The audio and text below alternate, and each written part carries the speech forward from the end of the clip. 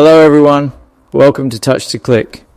In this video, I'll show you how to turn off the tablet mode in Windows 11 using a quick registry tweak. Now let's get started.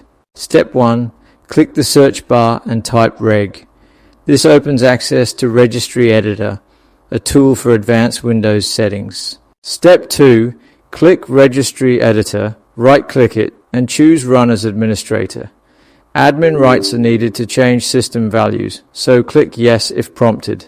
Step 3. Copy the path from the description and paste it into the top address bar, then press Enter.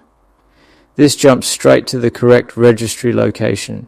Step 4. On the right panel, right-click Convertible State and select Modify. This lets you change the value that controls tablet mode behavior. Step 5. Type 1 in the value data box and click OK. Setting it to 1 disables tablet mode and restores desktop mode. Step 6. Close Registry Editor by clicking the X at the top. The change is saved automatically. Step 7. Click Start, select Restart, and let your PC reboot. After restarting, tablet mode will be turned off. Thanks for watching. And don't forget to subscribe to Touch to Click for more helpful videos.